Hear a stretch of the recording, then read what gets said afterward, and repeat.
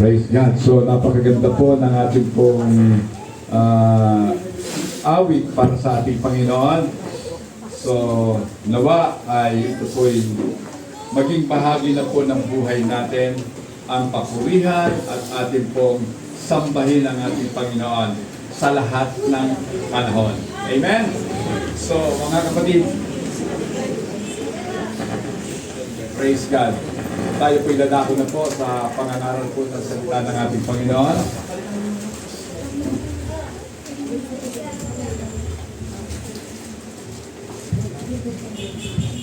Praise God.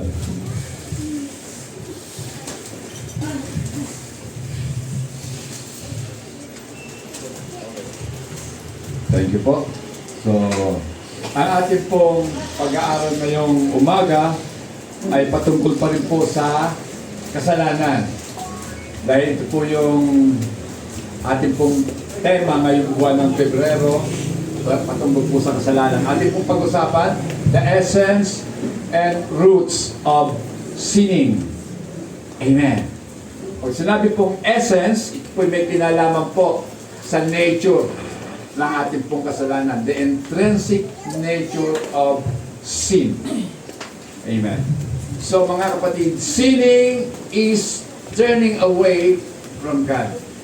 So alam naman po natin, sino ba dito ang hindi nagkakasala? Taas ang kamay. Expected po talaga walang magtataas. Amen. Dahil lahat po tayo ay makasalanan. So sinning is turning away from God. Paglayo po natin sa Diyos. Kaya po tayo ay nagkakasala.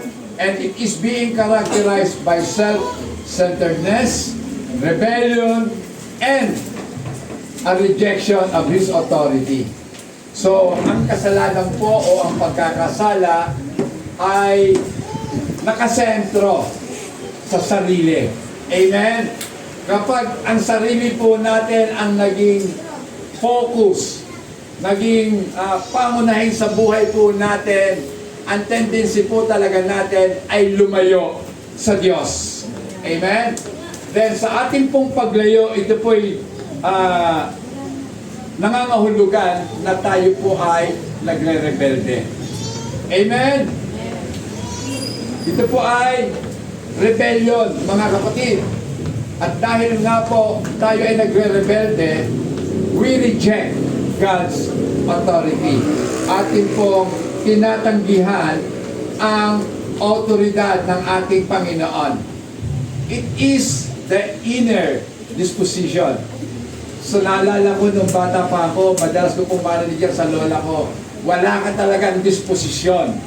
So ano pong ibig sabihin ng disposisyon, mga kapatid, o sa English po ay disposition. So ilalagay po natin dapat sa lugar. So ito pong pagkakasala ay inner disposition. Winawala po natin sa tamang lugar ang ating pong pride. Amen?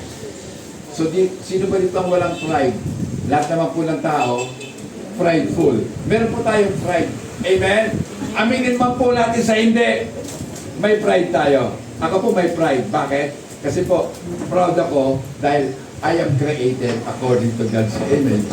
Amen? So, meron tayong pride. Kaya lang, kinakailangan po ilagay natin sa tama yung pride na yon. Hindi po para labanan ang ating Panginoon, kundi sa pamamagitan ng pride, tayo po yung nagpapasakot sa ating Panginoon. Then ano pa? Unbelief. Amen? Isa po sa mga kadahilanan ng kasalanan bukod sa pride, yung pong hindi natin paniniwala. Amen? And fear. Takot. Alam niyo ba dahil sa takot niyo, nagsisinungaling kayo? Amen? Amen. Yan po ang dahilan. Kaya huwag natin takutin ang mga anak natin para hindi magsinungaling. Sino nakabasag nito? Aba, hindi ako. Kasi alam nila, pag nagalit ka, para kang dragon. Amen? Umuusok lahat ng butas. Yung ilong, umuusok. Yung bibig, yung tenga, umuusok. Mga kapatid, ganun po ang dragon. So dapat, hindi po tayo dapat ganun kung magalit. Dapat banayan kung magalit. Meron bang ganun? Ang Panginoon po, banayan kung magalit. Amen? Kasi kung hindi siya banayan, patay na tayo. Dahil kagalit-galit tayo. Amen po ba? Sinasabi, maaga tayo. Anong oras dumarating? O, di ba? Kaya nga po, matutunan nawa natin sa Panginoon ang haba ng pasensya natin. Amen. Okay. So, kinakailangan po talaga wala nang takot pa. At kung meron mang natitirang takot, dapat sa Panginoon. The fear of the Lord is the beginning of wisdom. So sa buhay po natin, ang dami nating kinakatakutan. Takot tayong mawalan ng asawa. Anong tawag ko dyan? Takusa. Takot sa asawa niya. Baka mapagalitan ako. Oh. Di ba? So takot sa asawa. Ano pa? Ang dami po kinakatakutan. Takot maghirap. Takot mawalan. Oh. Lahat may takot. Takot sa dilim. Takot sa makipot na daan. Oh, takot mamatay. Siyempre, lahat ng tao takot. Pero ang sabi ng Panginoon, isang bagay lamang ang dapat nating katakutan. Yun ay ang ating Panginoon. At dito nakita ko, kapag may takot ka sa Panginoon, lahat ng takot naglalaho. Amen? Amen. All of fears in life will vanish. Mawawalang lahat yon. Maglalaho, mga kapatid. So, dapat po talaga, mga kapatid, na nakafocus tayo sa Panginoon. Kasi kung ma-off-focus tayo sa Diyos, ito po ang magsasani upang i-prioritize po natin ang sariling gusto natin kaysa sa kagustuhan ng Diyos. Amen? Siyempre, sino ba naman ang ayaw magliwaliw? Sister Kayla, ayaw natin maglamyerda. Siyempre, gusto natin maglamyerda. Amen? Kaya lang, linggo. Diba? Dapat priority natin ang Panginoon tuwing araw ng linggo. Amen. Pwede naman gumala, hindi naman nagbabawal ang Diyos na na hindi tayo mag-enjoy. Kaya lang, sabi nga, di ba? Matthew 6:33, seek first the kingdom. Amen. Hanapin muna natin, unang-una ang kaharian ng Diyos. Kaya nga mga kapatid, mapalad po tayo. Mapalad kayo, inuna nyo ang kingdom. Amen. Then, mga kapatid, kapag inuna po natin ang kingdom, at kung hindi natin uunahin pala ang kingdom, tayo po ay, ang buhay po natin nagmamanifest ng disobedience. Pag hindi natin sinunod ang Diyos, ibig sabihin, sinusuway natin ang gusto ng Diyos. And we are missing the mark. Diba? Hindi tayo tumatama sa bull's eye. Amen? Yan po yung kasalanan kasi ang Diyos naglagay po ng parang lahat po tayo ay manglalaro po ng ng dart o kaya archery, mga kapatid. Di ba? Kinakailangan, meron ka talagang target doon. Kinakailangan targetin mo, tamaan mo ang bull's eye. So lahat po tayo, hindi tumama. Lahat mintis. Kaya tayo po ay malayo sa katotohanan. Amen. So mga kapatid, pag-usapan po natin the essence of sin. Yan. Ano ba talaga ang essential ng kasalanan? The intrinsic nature of sin. Pag sinabi pong intrinsic, ito po yung kakanyahan. Siya lamang ang meron nun. So, ibig sabihin mga kapatid, pag sinabi pong intrinsic nature of sin, ang sariling katangian ng kalikasan ng kasalanan. Ano ba ang katangian? Ano ba ang kalikasan ng kasalanan? Number one, mga kapatid, aversion from God. Pag sinabi pong aversion, ibig sabihin po noon, paglayo natin sa Diyos. The turning away from God. Amen. So, mga kapatid, pakibasa nga po, Hebrews 3:12 to 13. Sister Janet. Ano po? Hebrews 3, 12 to 13. Magsipag-ingat kayo mga kapatid, baka sakaling mayroon sa kanino man sa inyo ng isang pusong masama na walang pananampalataya na naghiwalay sa inyo sa Diyos na buhay. 13. Ngunit kayo yung mga kaaralan sa isa't isa araw-araw. Samantalang sinasabi, ngayon baka magmatigasin ang sino man sa inyo ng daya ng kasalanan. So mga kapatid, ito lang naman ang katotohanan na dapat natin matutunan. Hindi tayo magkakasala kung hindi tayo madadaya. Amen! Kasi ang kasalanan po, for and foremost mga kapatid, ay kadayaan. Amen! Dadayain po ang tao. Kasi alam po ng dyablo na ang tao po ay madaling madaya. Hindi ka naman pwepwersahin ng kaaway para gumawa ng mga bagay na ayaw mong gawin. Amen? Sasakyan pa nga ng dyablo yan eh. Diba? Hihikayatin ka, hihimukin ka, aalukin ka. Diba? Aamuin ka. Ganun po ang kasalanan, aamuin ka. Sige na, di ba sabi ng Diyos, sinabi ba talaga ng Diyos na kapag kumain kayo, mamamatay kayo? Siyempre, magandang offer yun. Sinabi ba talaga? The devil creates a doubt in us. Sa tanong na, talaga bang sinabi? Siyempre pag sinabi mo, sinabi talaga. Okay, sinabi niya. Anong sabi ngayon ni Satan? Hindi totoo yan. Hindi ka mamamatay.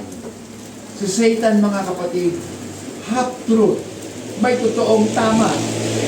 Totoong tama naman, di ba? Hindi naman talaga namatay physically yung mag-asawa. Pero, there is something in them na namatay. Ano yon? Yung kanilang kaluluwa. Di ba? Yung spirit inside that body died the moment na magkasala. Kasi ang death, mga kapatid, ang ibig sabihin po ng kamatayan ay ang pagkahiwalay ng tao sa Diyos. So nahiwalay na po tayo sa Diyos. Amen. Jeremiah 17:13. Pagkibasa po. O Panginoon na pag-asa ng Israel, lahat na nagpapabaya sa iyo ay mapapahiya. Sila nagsisiwalay sa akin ay masusulat sa lupa, sapagkat kanilang pinabayaan ng Panginoon, na bukal ng buhay. So mga kapatid, ito po yung katotohanan. Bakit ba natin pababayaan ang ating Panginoon kung alam natin na sa buhay na ito, we need water? Diba? Kailangan natin mabuhay sa pamamagitan ng tubig. Dahil kung walang tubig, lahat po tayo tigok. Lahat po tayo mamamatay. Amen? So, why? Bakit tayo lalayo sa living fountain, sa fountain of living water? Diba? At ang sabi pa nga po dito, O Lord, the hope of Israel, all who forsake you shall be ashamed. Sila na mga kumakalimot sa iyo ay mapapahiya. Amen? Kaya nga po tayo mga walang hiya na eh. Kasi hindi natin nakakalimutan ang ating Panginoon. Amen? Hindi ka nahihiya kahit alipustahin ka pa ng mga tao. Dahil sa iyong pananampalataya, bakit po ikahihiya ang ating Panginoon? Dahil nasa isip po natin, sabi ng ating Panginoong Yesus, kapag ako'y kinahiya ninyo, papahiyain ko rin kayo sa harapan ng aking Ama. Mas nakakahiya yung sabihin ng ating Panginoon, lumayo ka, hindi kita nakikilala. Amen? So, ako po'y naniniwala na lahat ng tao kilala ng ating Panginoon. Amen? Meron bang bagay na imposible sa Diyos na makilala ang tao? Kilala niya ang tao. Pero dito po sa point na ito, ang sabi ng Panginoon, hindi kita nakikilala. Ibig sabihin, hindi ka naman sumusunod sa akin. That is why, hindi kita kinikilala. Amen! Kilala kita, pero hindi kita kinikilala na aking anak. Amen? So, maliwanag po yun, mga kapatid. So, hindi na natin babasahin lahat. People turn away due to deceitfulness of sin. Lahat po ng tao tumatalikod sa Diyos dahil nadaya po sila ng kasalanan. Or an evil heart of unbelief. O kaya, meron sa kanila, sa loob nila, ng isang pusong hindi sumasampalataya. A heart of unbelief. Amen. At ang tawag nga dyan ng Bible, evil heart. Masamang puso ng hindi po paniniwala sa Diyos. Next.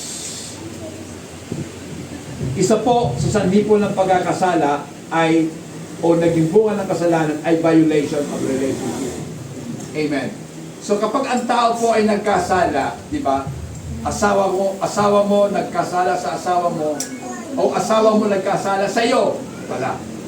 Di ba? Na-violate po niya yung relationship ninyo. Amen. So it is not merely a breaking of rules. Hindi po ito pagbasag o pagsira ng mga kautusan ng batas, kundi ito po ay paglabag sa pagtitiwala and rejection of God as the ultimate good authority and creator. So ang Diyos po natin ay mabuti. Amen? At nasa Kanya po ang lahat ng otoridad dahil Siya po ang creator ng lahat ng bagay. Romans 1:21, pakibasa. Sapagkat kahit kilala nila ang Diyos, sila'y hindi naluwalhating ilang tulad sa Diyos, ni pinasalamatan, kundi bagkus ni walang kabuluhan sa kanilang mga pagmamatuwid at ang mamumang nilang puso ay pinagpatuloy. Amen. Because although they knew God, lahat naman po ng tao, kilala ang Diyos. Amen? Amen. Lahat sila naniniwalang may Diyos. Pero ang tanong, are they glorifying God as God? Pag sinabi pong niluluwalhati mo ang Diyos bilang Diyos, ibig sabihin, sinusunod mo ba ang Diyos?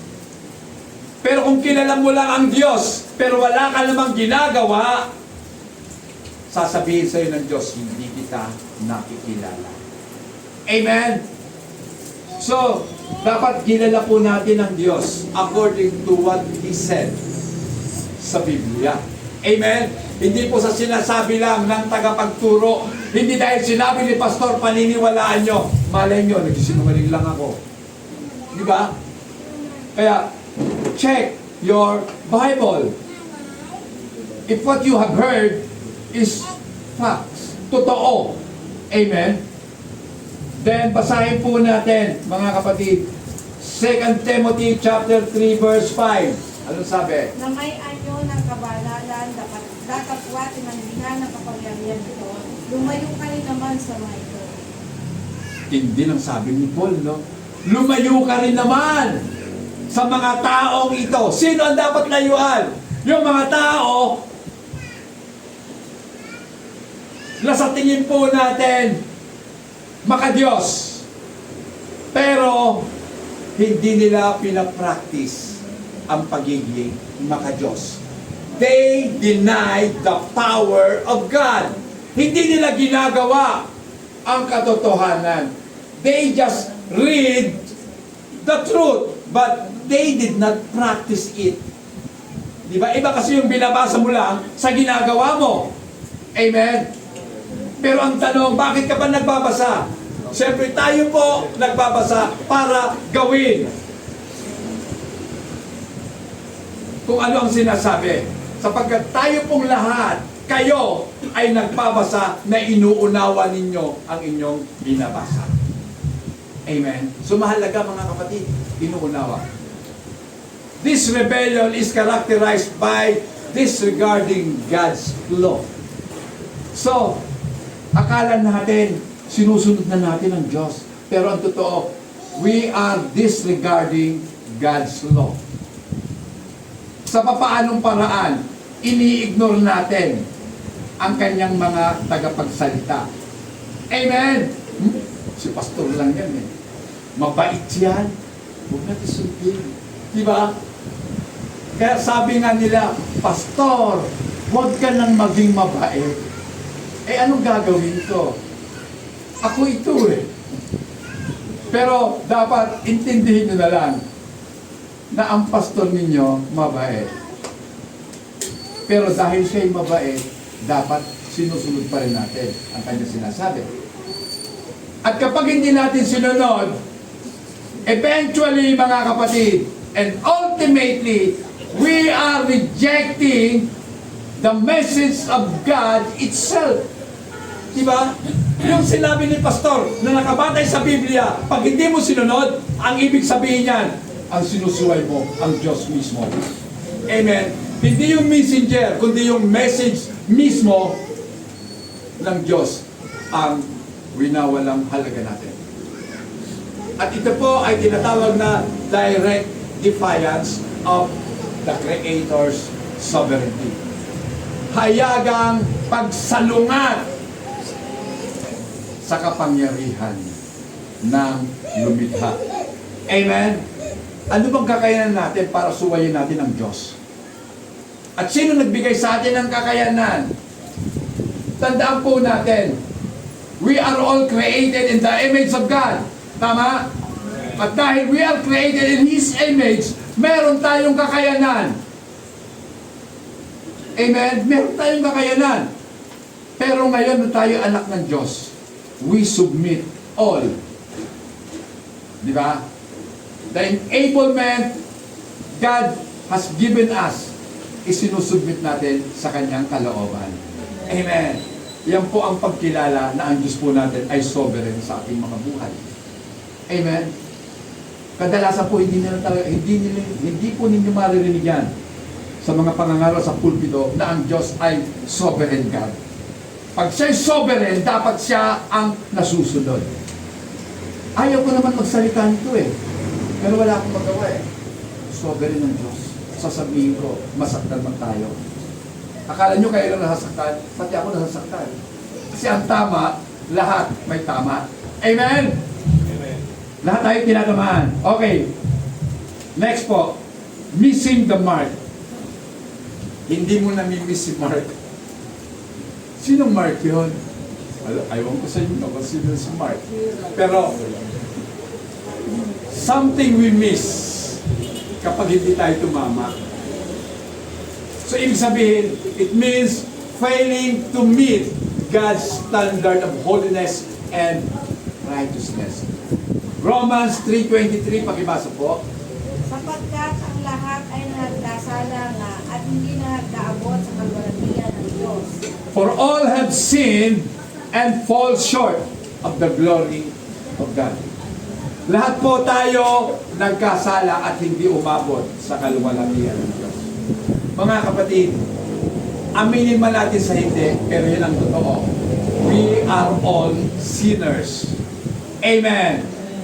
Kaya nga po, we need repentance, Sister Cal. Di ba? Sabi mo, wala na eh, naipanganak na eh. We give birth to sin. Then what shall we do? Para mapawi ang galit ng Diyos, we must repent. Ang repentance is acknowledging that we are sinners and we sin against the Holy God. Amen. Then, sa verse 10 din po, Romans 3:10, pakibasa. Gaya ng nasusulat, walang matuwid, wala kahit isa. Ano po, may reklamo tayo? Kapag sinabi ng Bible, walang matuwid, there is none righteous. No! Not even one. Kahit isa man sa mga tao, walang matuwid. Amen? Therefore, hindi tayong lahat matuwid. Amen? Pero ginawa tayong righteous ng ating Panginoon when He justified us from all our sins. Mga kapatid. Nag-repent ka ba doon sa justification? Hindi. Kasi hindi mo naman alam na makasalanan ka. Dahil patay tayo sa kasalanan. Amen? Kasi walang makasalanang inaamin na sila'y makasalanan. Huli mo na nga eh. Nung nagnakaw na nga. Hindi pa aamin yun. Not guilty po, Your Honor. Oh. Diba? Not guilty daw eh.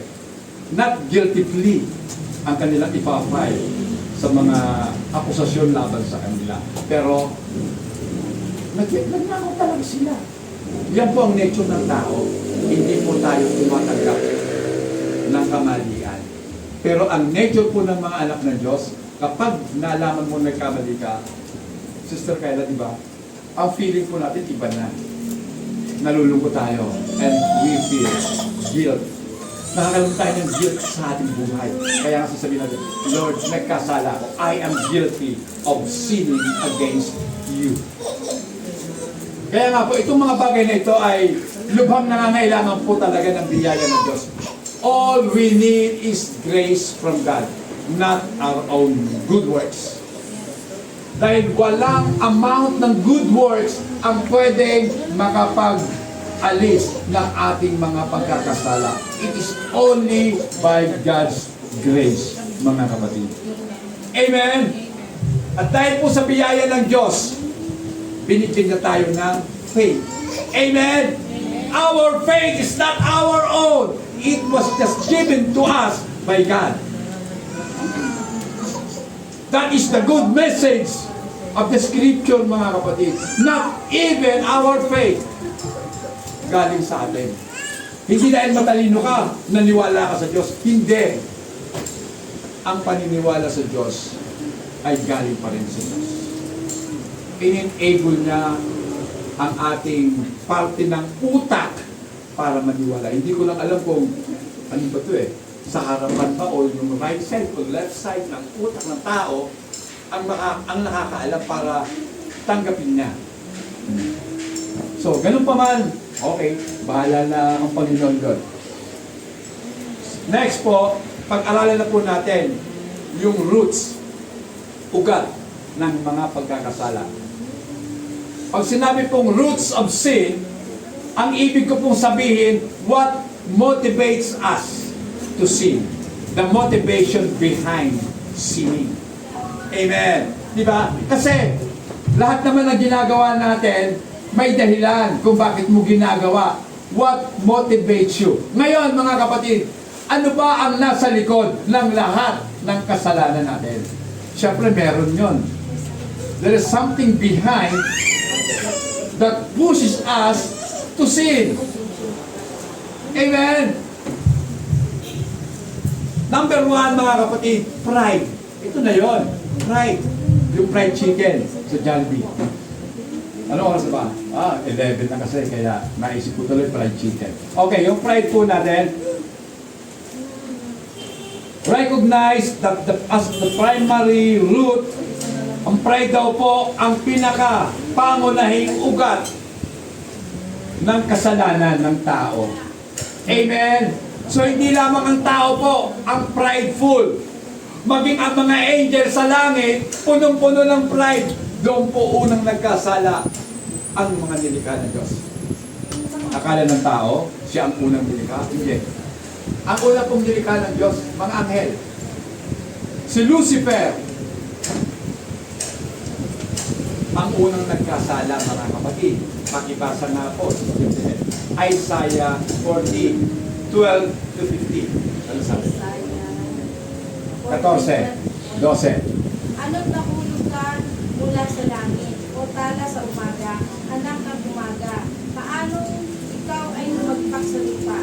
Ikaw na siyang nagpanina sa mga bansa. Okay, ang sabi po dyan, tala sa umaga, anak ng umaga. So yung pong stars, o bright morning star, at bright star lang pala yan kasi si Jesus Christ tinawag din siyang bright morning star. Di ba?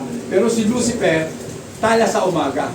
Ang sabi, anak ng umaga. Si Lucifer po yan. Bakit ka, paano ka nahulog mula sa langit? Amen. How are you cut down to the ground?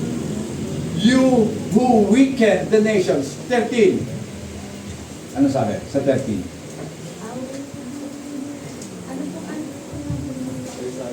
Isaiah 14.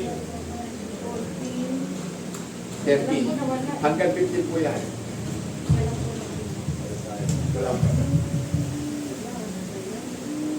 Isaiah, ano po yun? 14. 13. At sinabi mo sa iyong sarili, tama po ba? Ako'y sasampa sa langit, aking tataas ang aking luklukan sa itaas ng mga isinig ng Diyos. At ako'y uupo sa bundok ng kapisanan, sa mga kadududukang bahagi ng hilagaan. 14. Ako'y sasampa sa itaas ng mga kaitaasan ng mga alapaap. Ako'y magtitigaya ng kataas-taasan. 15. Gayon may mapapaba ka sa Sion sa mga kadududukang bahagi ng lupa. Amen. So yung pong 13 and 14, mababasa po natin dito yung salitang ako. I will. Ako'y aakyat. Ako'y uupo. So, ibig sabihin lamang po, binibigyan po ng diin yung self-centeredness ng tao. yung kanyang pag-iisip na nakasentro sa kanyang sarili. At ang sabi nga po sa verse 15, yet you shall be brought down to show to the lowest deeps of the pit. So, ipapagsak tayo sa pinakamababang bahagi ng kalaliman ng hukay, mga kapatid. Okay. So, dito po, makikita po natin dito yung pride ng tao. So, si Lucifer po ay prideful at ito po ang naging daan kung bakit po siya ibinagsak sa lupa. At nang siya po ay ibinagsak na sa lupa, ang ginawa niya, tinempt niya ang mga tao. Amen? Kasi gusto niya, huwag siyang mag-isa. Di ba? Tayo po, gusto natin laging may kasama. Amen? Di ba masaya pag marami? Dahil kung konti tayo, huwag tayo doon sa simbahan, konti lang yan. Hindi masaya. Di ba? Hindi masaya pag konti, pero pag marami, happy. Happy yung hindi ka nagkakakilanlan, walang pakialaman eh. Pag uwian, karipas na ng takbo lahat. Kanya-kanya. Di ba? Palagay niyo sa malalaking simbahan, magkakakilala, magkatabi na nga. Ay sis, ano na po pangalan mo? Matagal na katabi yun. Oh. Hindi sila magkakakilala. Yung pastor nila, alam niyo mga kapatid, ang isang tao, alam ko, ang limitation. Siguro sa akin po, mga 100 kilala ko pa. Pero pag lumagpas ka mga 200 na, malamang hindi na sila makikilala sa pangalan. Pero yung mukha, kilala pa din. Amen? Isipin na ng matangkan yung pastor. Sino nga ba ito? Di ba? Kasi sa subdivision lang namin mga kapatid, may mga bumabati sa akin. Sino ba yun? Pastor! Sino yun? Hindi ko sila kilala. Pero namumukha ko, sino ba yun? Ganun po talaga mga kapatid. Pag matanda lang tao. So, at dito nga po, kapag tayo po ay inelevate na natin ang sarili po natin, then tayo po ay nagtitiwala na sa sarili nating kakayanan, then patungo na po tayo sa pagiging prideful. Amen? Hindi po ba? Kaya nga po, nakakatakot po ang pagiging prideful. Punta na po natin yung unbelief. Okay. So sa unbelief, kawalan ng pagtitiwala sa Diyos. Casting doubt on God's words. Sino ba dito nagbabasa ng Word of God? Nagbabasa naman, alam ko nagbabasa po tayo. Kahit di na kayo sumagot, alam ko yon, nagbabasa kayo. Kung hindi man, magbasa na kayo. Amen? Then, sa mga binabasa ba natin na salita ng Diyos, lalo na yung mga promises ng Diyos, naniniwala ba tayo? Ako po, ang laki ng paniniwala ko sa pangako ng Diyos. Nang sinabi niya sa salita niya, I will never leave you nor forsake you. Isa po yan sa mga pinakapaborito kong talata sa Bible. Kahit na po ako na lang mag-isa, sabi ko nga po, pangako ng Diyos sa akin, I will never leave you. Nung ako po nasa operating room, pinahawak ko po yung sabi ng Panginoon, I will never leave you. Kasi hindi ko naman pwede sama asawa ko, ang anak ko, sa operating table. Ako lang, mag-isa. Diba? Alam ko, nararanasan nyo rin yan. May takot, pero na-overcome yung takot. Dahil nga po sa pangako ng Diyos. Amen. Pakibasa po. Genesis 3:11, anong sabi? Genesis 3:11. At sinabi niya, sino nagsabi sa iyong ikaw ay hubad? Nakakain ka ba ng bunga ng punong kahoy na iniutos ko sa iyong huwag mong kanin? So kung mapapansin po natin, yan Genesis chapter 3 verse 11. Diba? Yan po yung pagkakataon na nagkasala na si Adan at Eva. Nagtago na sila. Pero, may katotohanan akong nakita sa talatang yan. Hinanap sila ng Diyos. Amen? So, ang tao, hindi po naghahanap sa Diyos. At walang taong naghanap sa Diyos. Amen? Pero ang totoo, ang Diyos ang naghahanap sa tao.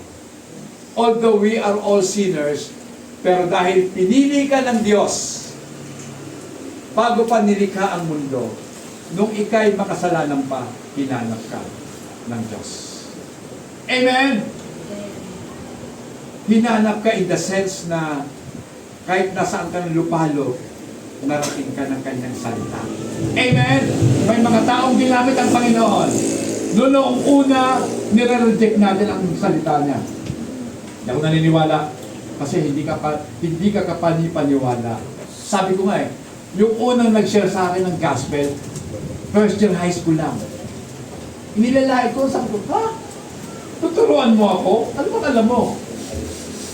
O diba, ang yabang ko noong araw. Eh, porque nakarating din ako ng kolehiyo, kahit konti, siyempre, magyayabang ka na. Batang tuwa. Pero sabi niya, hindi kuya. Kinakailangan maniwala ka. So, ngayon ko lang po napagtanto yun. I was wrong. And I have sinned against God. At sa kanyang messenger na ginamit. Nagkamali ako dun eh. Malakas pa ang loob natin na aminin na nagkamali ako. Sorry na kapatid. Amen? Alam niyo yung sorry nyo, sa tingin ng iba, mahinang nilalang ka. Pero sa tingin ng Diyos, napakalakas mo. Amen! Malakas ka! Woo! Malakas kang aminin na nagkamali ka. Yan po yung pang-apat yung fear. Ay pangatlo, yung takot natin. Kaya tayo nagkakasala. Takot tayo Dahil gusto natin i-protect ang sarili natin. Gusto natin ingatan ang reputasyon natin. So, pag ko aminin, nagkasala ako. Hindi ako magnanakaw. Hindi ako anak ng kontraktor. Kahit kami merong Ferrari, nagtyaga ako sa pagnakaw. Di ba? Kaya ako nakabili ng Ferrari. Di ba? Ayaw aminin nila yan. Kasi takot sila na bumaba ang pagtingin sila. Ang pagtingin sa kanila ng mga tao. The root cause of many action where individual prioritize their safety. Di ba? Kaya nga, safe tayo, mga anak, mga kapamilya.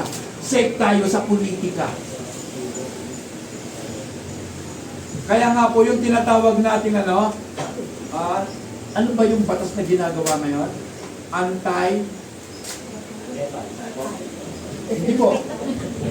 Yung mga magkakapamilya, magkakapatid. Yun, anti-dynasty law. Dapat lang talaga ipasa yan, mga kapatid. Dahil ang nakikita ko dito, safe sila kapag nakaupo. Di ba? Kahit puro kabalbalan yung ginagawa nila, safe sila. Kasi ang presidente, kapatid. Ang gobernador, lolo. Ang congressman, tiyuhin. Di ba? Sino kakaso sa'yo? Wala. Oh. Di ba? Then, pag safe ka, comforted ka. Di ba? Comfort. Ang gusto po ng tao, laging komportable. Tama? May panahon na ko ngayon. Mahaba-haba. Kasi, naalala ko, dito pala tayo kakain. Amen. Kahit alas 12:30. Grabe naman, Pastor. 12:30. Hindi po, 12 lang. Okay. So, pinaprioritize po natin yung safety natin, yung comfort natin, rather than obeying God. Amen. Diba? Kasi pag sinunod natin po ang Diyos, tayo po'y lalakad sa kahirapan ng buhay. Amen! Dahil lahat po ng businesses may daya. Amen? Diba? May daya po, mga kapatid. Hindi mo nga dinaya yung kapwa-tao mo, pero dinaya mo, alam mo kung saan? Sa income tax return, dinadaya. Pag mga may business, iba ang libro na ipinapakita sa BIR at iba ang libro ng totoong kalagayan ng kumpanya. Dalawang libro ginagawa. Kaya nga po yung mga CPA, hirap na hirap. Kaya mataas silang maningil. Bakit? Isipin mo dalawa ang gagawin mong libro. Pag taga BIR, yun ang ipakita mo. Para kunti lang ang voice natin. Diba? Pero siyempre, kinakailangan ko talagang tunay na kalagayan ng aking negosyo. Dapat, di ba na yun? Magkano pa tinubo? Billion.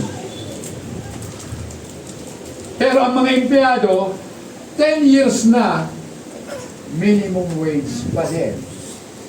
Tama ba yon? Mali! Mali pa ang gobyerno by imposing na kahit 10 taon ka na, mag-retire ka na rin.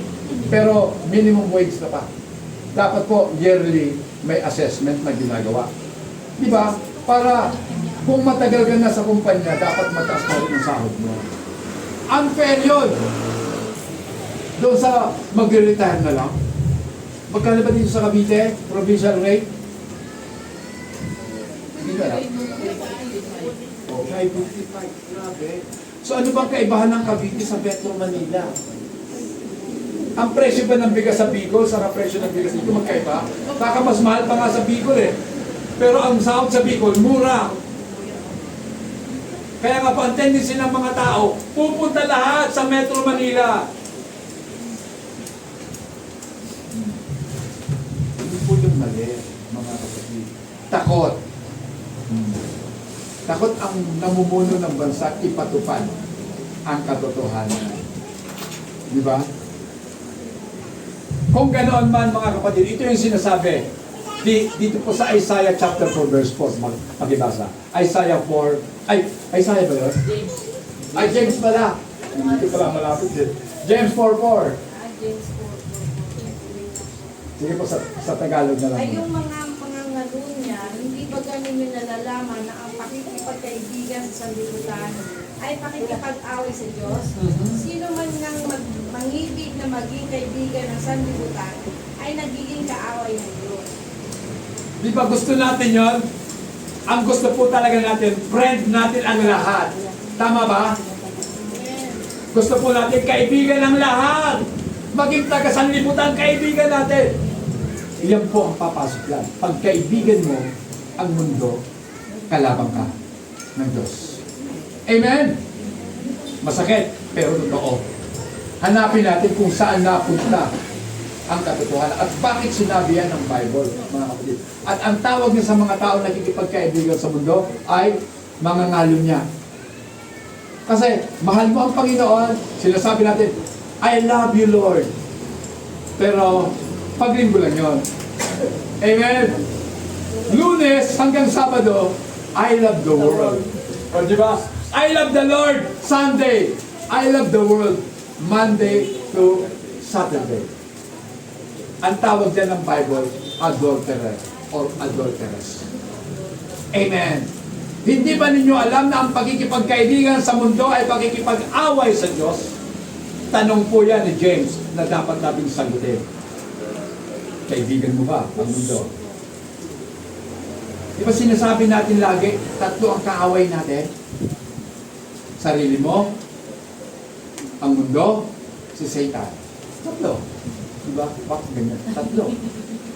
Ganyan pala dapat. Kasi mahirap yung ganito eh. Hindi na ako Boy Scout, mga kapatid. Pag Boy Scout kasi ganito, tatlo eh. Pag tumatanda na, matigas ng daliri. Dapat siguro pitpitin niya. Kaya nga, ganito dapat, tatlo. Kaya pag ginanon, ano na to? Mukhang pera. Pwede naman, okay. Sige, tuloy na po tayo, mga kapatid. Then, punta na po natin yung idolatry. So, pang-apat, mga kapatid, idolatry. So, pag sinabi pong idolatry, mga kapatid, hindi lamang po ito mga images, mga larawan, mga ribulto. Hindi po lang ang hulugan na ribulto. Sapagkat ang tunay pong idolatry na tinatawag po ng Bible is valuing anything above God. Pinapahalagahan po natin ang mga bagay higit sa Diyos. Katulad po ng pera. Pastor, intindihin mo naman ako. Kinakailangan ko kumite. Pag linggo, Pastor, doble. Huwag mo lang akong kwentuhan. Alam ko rin yan. Pinanggalingan ko yan. Ganyan ako dati. Pag araw ng linggo, masarap mag-OT. Doble. Amen? Sa inyo ba? Doble? Hindi. O mapag-Sunday? 30%? Okay. So, anin ko yung 30%? Kahit na nga ba 200% pa yan, hindi ko pagpapalit ang Panginoon. Bahala na. Amen? So, mga kapatid, ano pa? Power. Di ba? Pag gusto mo talagang kontrolin ang tao, idolatry yun. Di ba? So, wala pong, ang mga pastor, ang mga tagapagturo, walang karapatang mag-impose ng kanyang power sa kanyang mga tinuturuan. Kasi ang pwede lang pong magbigay o mag-exert ng power ang Diyos. Amen? Sapagkat alam natin, alam po ng mga tagapagturo na ang Diyos ay powerful. Kaya nasa Kanya ang lahat ng power. Kami walang power. Ang power namin derived lamang, galing lang sa Kanya. Power-poweran lang. Sister Tess. Kung may power man kami, power-poweran. Hindi ito power. Amen. Kaya nga yung power namin, walang kwenta eh. Sa mga tao, hindi nagpapahalaga. Si Pastor Tagal, hayaan mo siya. O, di ba? Hayaan mo siya. Magsasawa din yan. Sa kasasabi, na agahan nyo. O, di ba? Mag-share kayo. Okay, Sister Janet, pagibasa po. Galatia 5. Gusto ko po malaman natin yung mga bunga ng laman. 5:19 to 21. Sige po. At hayat ang mga gawa ng laman sa makatuwid ay ang mga ito: pakikiapid, karumingan, kalibugan, pagsamba sa Diyos-Diyosan, pagkukulam, mga pagtatangihan, mga pagtatalo, mga paninigdamot, mga pagkakaalitan, mga pagkakampi-kampi, mga pagkakabahagi, mga hidwang pananampalataya, mga kapanaghihian, mga pagdarasi, mga kalayawan, at mga katulad nito tungkol sa mga bagay nito ay aking ipinagpapaunang ipaalala sa inyo. Tulad sa akin magpapaalala ng una sa inyo na ang mga nagsisigawa ng gayong mga bagay ay hindi magsisipagmana ng kaharian ng Diyos. So I firmly believe, ako po'y naniniwala from the bottom of my heart na sa inyo, kunti na lang. Hindi na natin nagagawa ang lahat ng yan. Meron na lang iilan na gusto naman natin ma-eliminate na talaga. Amen? Kasi pinagsusikapan po talaga natin mawala yan. Kasi lahat po tayo gustong makapasok sa kingdom of God. Amen? Kaya we must practice godliness, not ungodliness. Amen. So, eto na mga kapatid. Last, the heart corruption. So, ang lahat po talaga ay nag-uugat, bukod sa pride, sa pusong corrupted na. Pusong nadaya na. Amen. So, heart corruption. Scripture identifies the heart as the source of sin. So, ang pinaka-source talaga ng kasalanan, puso ng tao. Pakibasa, Jeremiah 17 verse 9. Ang puso ay magdaraya ng higit kaysa lahat ng bagay at totoong masama. Sino makakaalam? Ang sabi dyan, ang puso ay mandaraya. Above all things. Higit sa lahat ng bagay, ang puso mo mandaraya yan. Amen. Pastor, paano yun? Hindi ko kasi alam eh. Pero hindi nangangahulugan, exempted tayo. Na wala tayong pananagutan. Kasi ang kasabihan nga, kahit sa ating mundo, ignorance of the law excuses no one. Kung hindi mo alam ang batas, problema mo yan. Pero ayon sa batas, nagkasala ka. Proverbs 4:23, ano sabi? Ingatan mo ang iyong puso ng buong sikap sapagkat dinadaluyan ng buhay. Kaya nga po, ang payo po sa atin ng mga ngaral, keep your heart with all diligence. Ingatan ang puso mo ng buong sikap. Amen? For out of it, spring the issues of life. Mula sa puso po kasi, lumalabas ang lahat ng issue sa buhay ng tao. Amen? Okay. Ngayon, may tanong dito. What is about me that requires the death of Jesus Christ? Ano ba ang nasa akin? Ano ang meron ako na nag-require ng kamatayan ng ating Panginoong Hesus? Tanungin niyo ang sarili niyo, ano bang meron tayo kung bakit namatay si Kristo? Alam niyo ang sagot? 3 letra lang. S-I-N, sin. Because of sin, Christ died for us. We are all sinful. And we cannot contribute any good works to the basis of God's acceptance of us. Wala tayong inambag na mabubuting gawa. Kung bakit tayo tinanggap ng ating Panginoon, tinanggap niya tayo unconditionally. Kahit ang pangit pa natin, kahit bulok na tayo, tinanggap pa rin tayo ng Panginoon. Bakit? Because He loves us. Amen! Tingnan nyo, minahal tayo ng Diyos. Despite na hindi tayo kamahal-mahal. Sino ba naman ako para mahalin ng Diyos? Sino ka ba para ibigin ng Diyos? Di ba? Then ang katotohanan, we are all sinful. Di ba lahat po tayo makasalanan? And there is no good. There is no good works anywhere in the fallen humanity. Walang mabuting bagay na nagawa ang tao sa mundo nito. Amen. At kung talagang ipagpipilit po natin na nakagawa tayo ng mabuti, anong sabi ni Isaiah? Lahat ng mabubuti niyong gawa ay basahan lamang sa harapan ng Diyos. Bakit naging basahan? Good works yun eh. Sapagkat there is no faith in them. Walang pananampalataya sa paggawa mo ng mabuti. Amen. Dahil sa paggawa mo ng mabuti, nagiging mayabang ka na. Amen! Hindi ako maliligtas kung hindi ako gumawa ng mabuti. Wala yung church niya kung wala ako dito. O di ba? Parang ganon. Yabang-yabang natin. Next po. Do we know the nature of our sins? Alam ba natin yung kalikasan ng ating mga kasalanan? The power, the depth, and evil of what we're dealing with in what Paul calls indwelling sin. Alam niyo ba mga kapatid, na kahit Christian ka na, amen, there is sin still.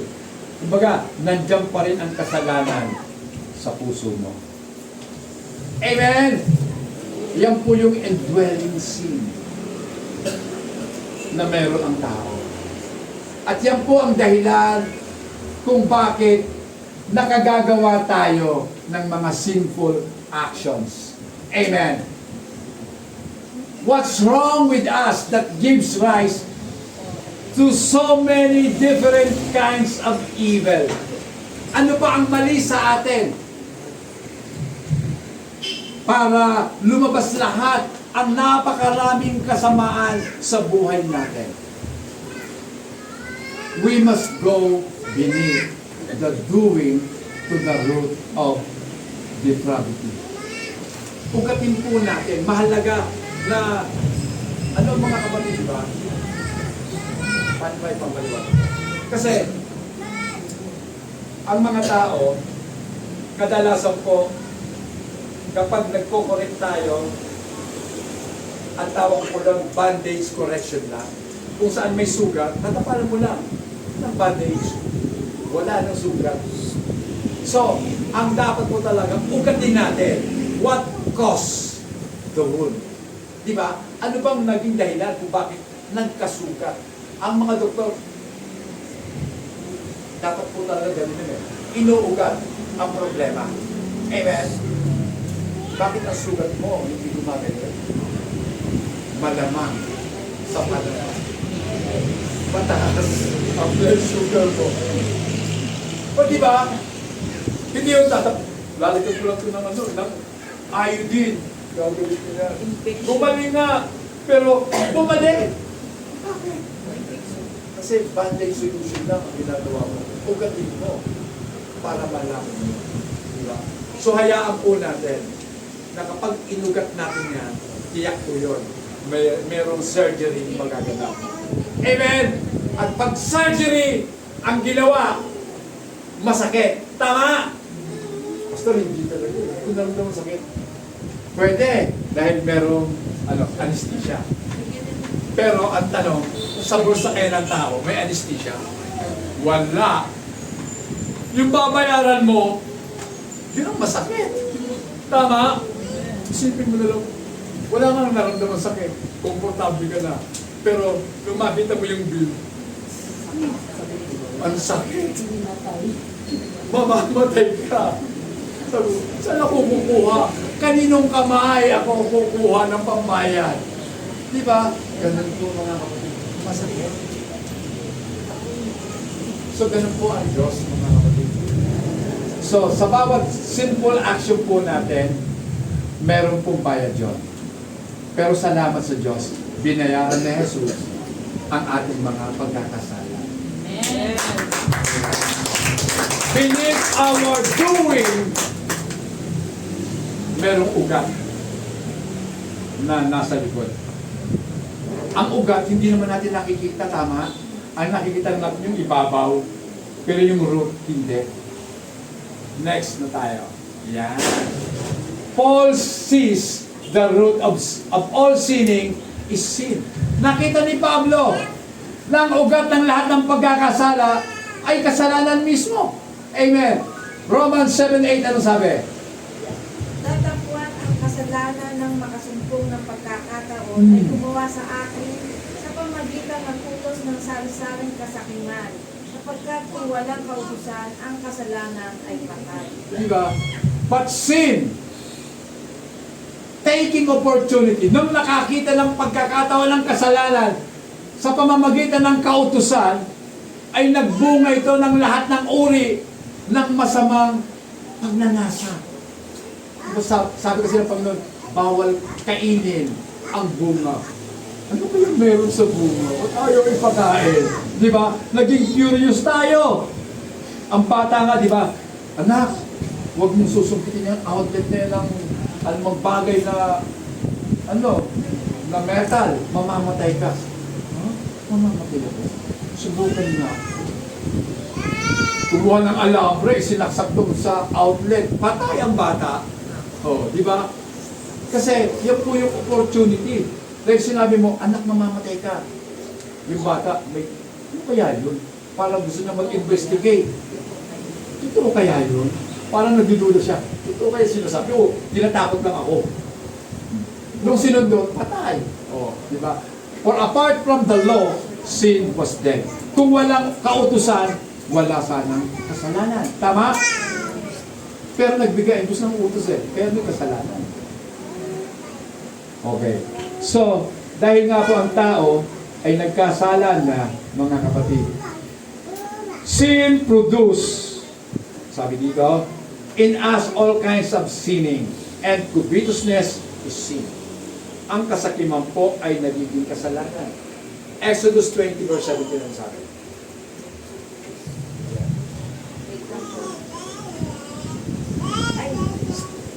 2017 ng Exodus. 27.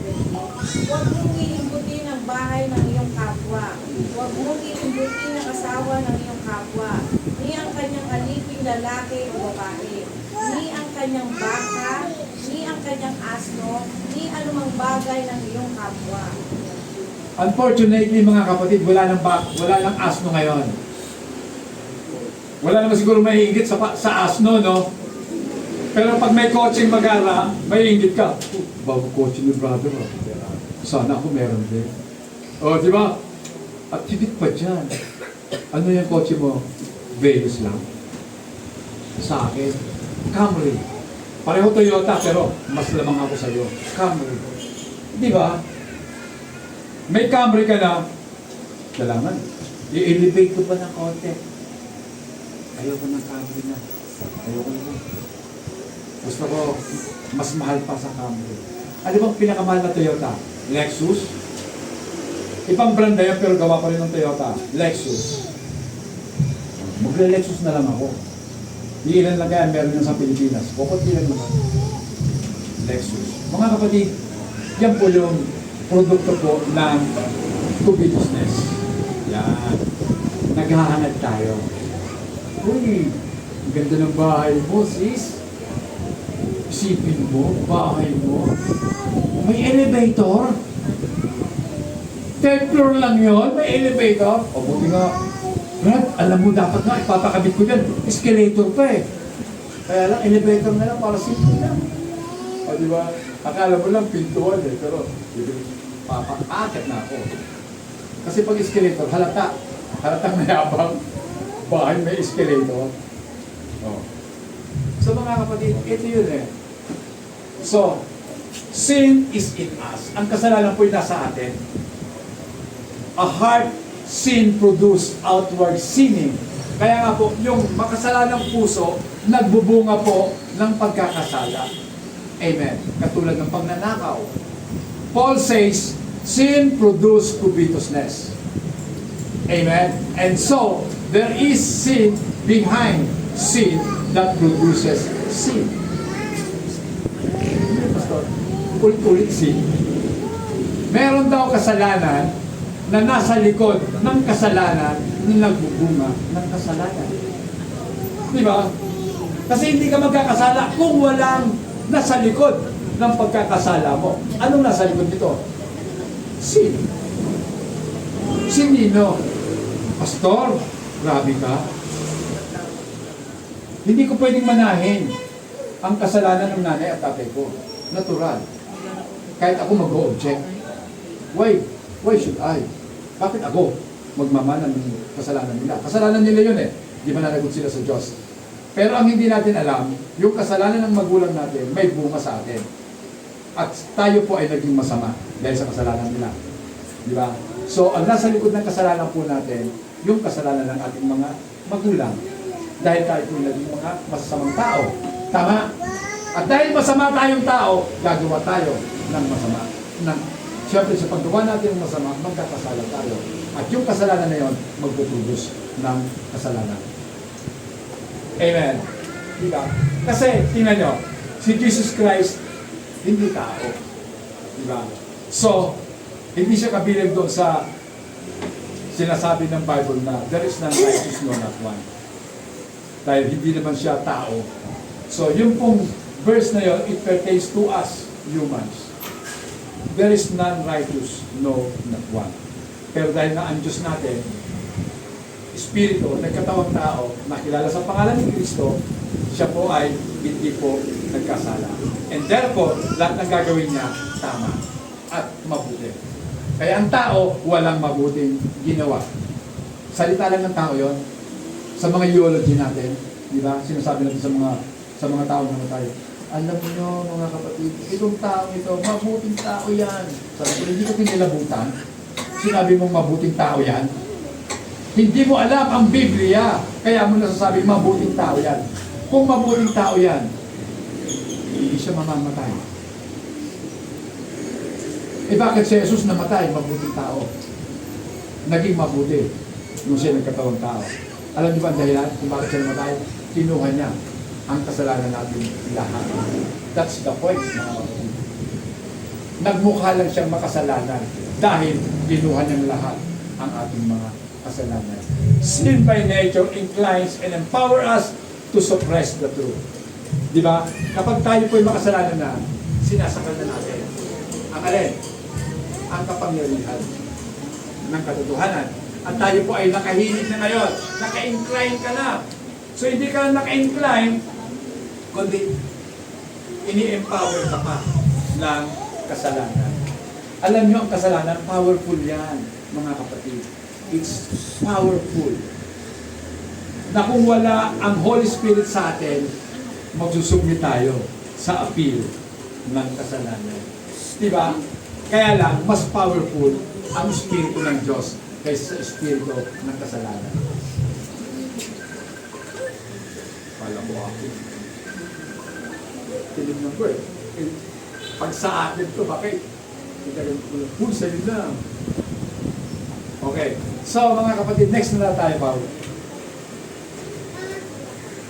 Okay. Man in general is ungodly and unrighteous. So, sa katotohanan, saan ba tayo? Ito pala. Okay. Man in general is ungodly and unrighteous. Pakibasa nga po, 1 John 5:17, ano sabi? Lahat ng kalikuan ay kasalanan, at may kasalanang hindi namamatay. All unrighteousness is sin. And there is sin not leading to death. Ano kaya itong kasalanan na hindi hahantong sa kamatayan?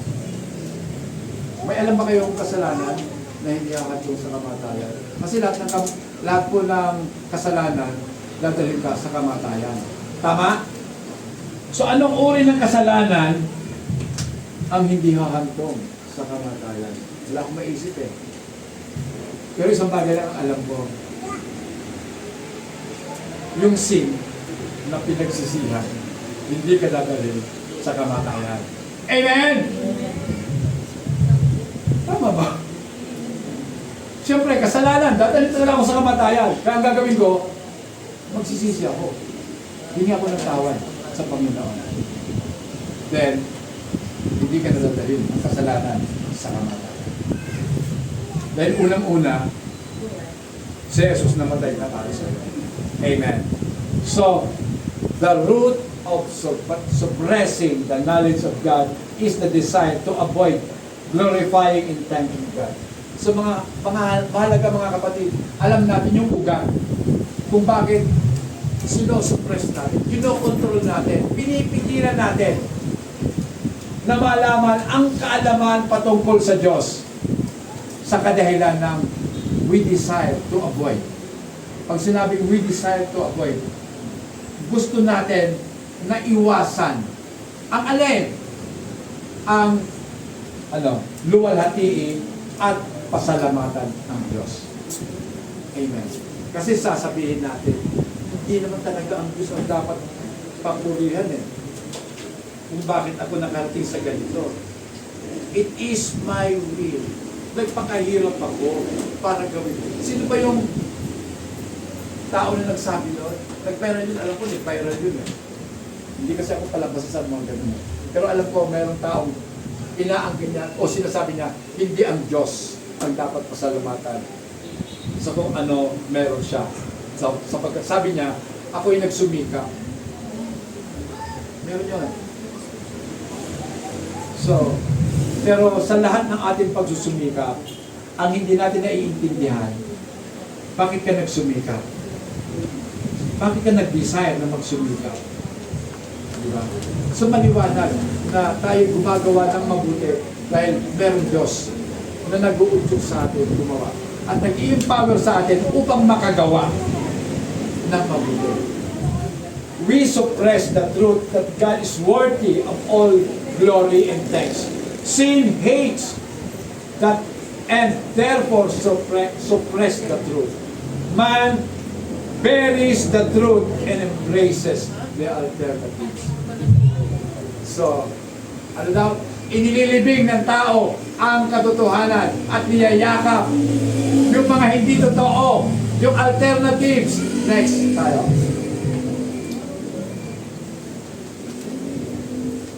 Okay. God hates sin hates the one true God. Ang kasalanan ay napupuot sa nag-iisa at totoong Diyos and loves His God's substituting images. Sinning has a root.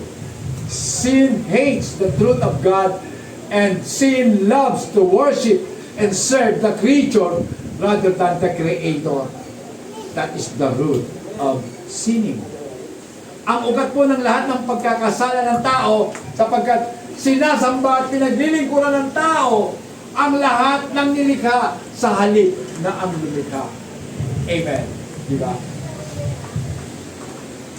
Without the redeeming grace of God through the Lord Jesus Christ, we're all died. We're all dead pala. Dahil nakalagay doon kasi mali ako yun. Okay.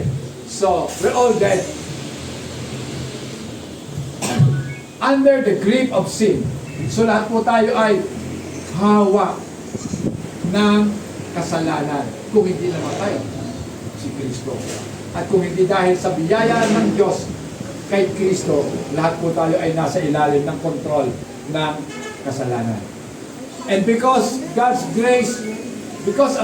grace, we now come to know, cherish, prize, love, and treasure Jesus above all things. Paano ba natin tinatrato si Jesus? Sabi ko nga po, lagi ko sinasabi, paulit-ulit, na bawat isa po sa atin, dapat ang treatment natin kay Jesus, He is the most valuable treasures that we have. Siya na po yung pinaka malaking kayamanan na nakamtan po natin. We must cherish Him. We must prize Him. Ibig sabihin ng prize, pahalagahan natin si Kristo. And we must love Him above all things. We now regarded, believed, and obeyed, and honored the Lord Jesus Christ. At kung ito po ang mangyayari sa atin, nire-regard na po natin. Binibigyan na po natin ng pahalaga. Pinaniniwalaan natin, sinusunod na natin, at pinararangalan ang ating Panginoong Jesus. Amen. Conclusion, mga kapatid. No good works in us that contribute to our acceptance.